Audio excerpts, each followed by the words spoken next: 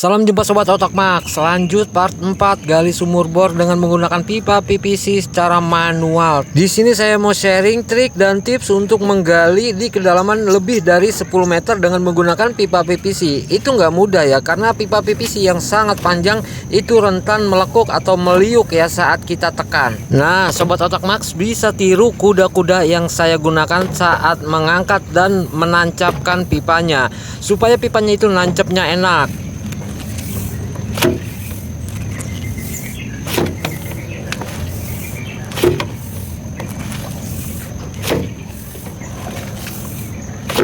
Enggak menekuk, meliuk, menghantam casing ya. Jadi benar-benar dia lurus, bisa menghantam ke tanah yang kita tuju. Dengan posisi seperti ini kita nggak hanya mengandalkan kekuatan tangan, tapi bobot tubuh kita juga membantu menekan pipa PVC supaya nancep dengan kuat dan lurus. Lanjut casing. Nah, untuk bagian casing ini saya nggak ratakan dengan tanah ya. Sebaiknya memang nggak usah diratakan dengan tanah, karena kalau dia ada penurunan kita masih punya stok casing di atas ya. Jadi bisa kita tekan turun ya untuk lebih mengencangkan lagi kalau terjadi penurunan ya. Tapi kalau enggak ya bagusnya segini ideal. Cuma masalahnya kalau polosan seperti ini, kita saat mengangkat pipa itu sambungannya, dratnya kita susah ya untuk ngebuka. Karena nyambung pipa itu pasti kita pakai drat-drat ya, supaya buka atau masangnya itu gampang. Nah, supaya kita gampang bongkar pasang pipa bornya, kita harus modifikasi casingnya ya.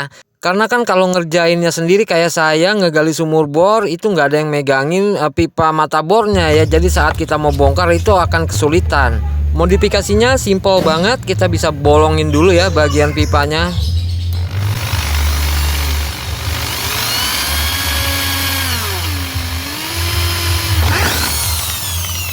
Kalau nggak ada mesin bor bisa juga pakai obeng yang dibakar, dipanasin terus dituncepin.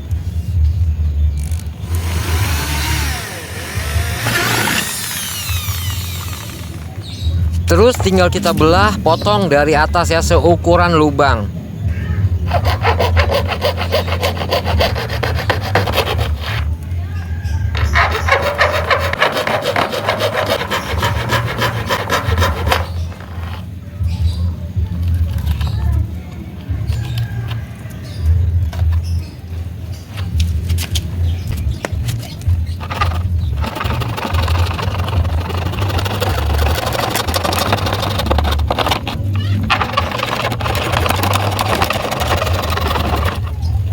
Terus kita siapin besi 6 mm, kalau bisa kita bengkokin kayak gini. Nah, posisi dia jadi nanti kayak gini. Jadi kita nggak memerlukan lagi kawat, bendrat atau benang ya seperti di part 2. Jadi saat kita menggali udah cukup dalam 1 meter, 2 meter kayak gini, nah kita bisa angkat ya, dan kita bisa bongkar, kita bisa buka dengan mudah tanpa perlu bantuan siapapun. Satu pipa ini panjangnya 4 meter tanpa sambungan, pipa 1 in. Masih ada pipa satunya lagi ya, 1 in 4 meter. Dua pipa ini udah 8 meter. Cuma makin ke bawah ini agak licin ya, karena masih ada air bercampur lumpurnya juga yang tetesan-tetesan ya, jadi licin banget. Harus saya buka pakai punching grease. Pipa pengeborannya yang 1 in ini dibolongin ya, supaya besinya itu bisa masuk ya, besi 6-nya itu. Jadi lubangnya seukuran 6 mm atau 8 mm atau seukuran obeng lah. Nah, ini pipa ketiga ya, panjangnya 6 meter. Terus bentuk mata bornya seperti apa? Nah, kita lanjut ya, untuk kita bersihin aja dulu untuk kotoran-kotoran yang ikut terangkat oleh pipa pengebor ini.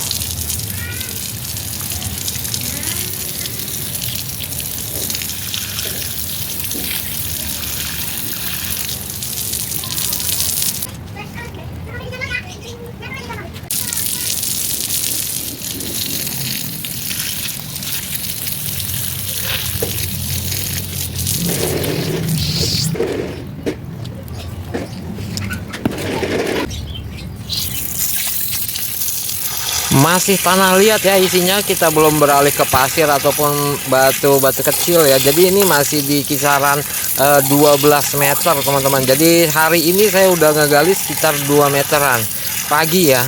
Bentuk mata bornya agak sedikit berbeda ya, dari part pertama dia ada bagian yang lebih panjang dan bagian yang lebih pendek. Nah, untuk kedalaman di 10 meter lebih ya seperti ini yang paling ideal dan paling mudah ya, paling gampang.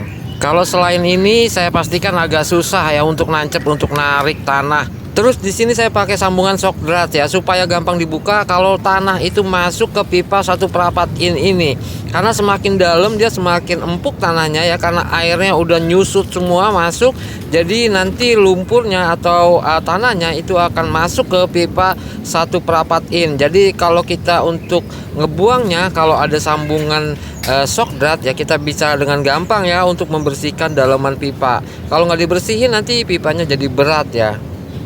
Kita bisa cabut dan pasang lagi untuk pipa pengebornya kalau kita ngerasa ya udah sekitar kedalaman 1 meter atau setengah meter gitu ya.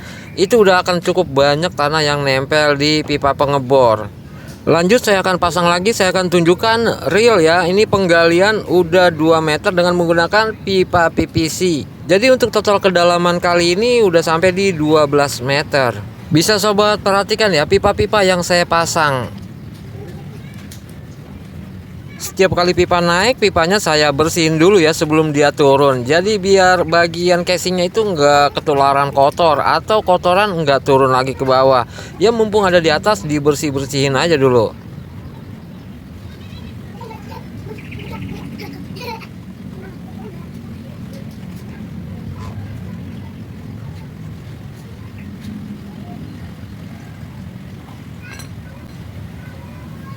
Pipa kedua turun ya 4 meter. Pipa pertama tadi 6 meter. Jadi ini udah total 10 meter.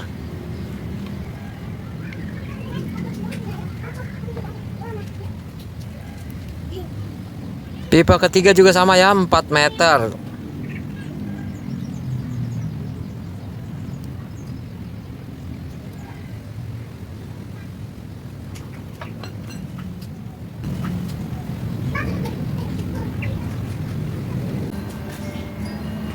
Nah seperti ini ya, kalau kita mau lanjut kita bisa lanjutkan menggali lagi kalau tenaga kita masih ada ya, tapi saya tenaganya udah habis kayaknya nih. Ritme udah nggak balance, kuda-kuda udah nggak kokoh lagi, jadinya pipa mentok-mentok casing. Mending istirahat dulu aja. Ingat ya, untuk menggali sumur bor manual dengan pipa PVC ini harus santai dan harus diniatkan olahraga dan ibadah, bukan ngejar target. Karena kalau ngejar target saya pastikan gagal. Ini juga udah lumayan banget, penurunannya udah 2 meter lebih. Karena dibandingkan dengan di awal ini, sewaktu masih 4 meter, senang banget ya ngelihatnya kalau sekarang udah dapet 2 meter lebih, malah 20-30 cm.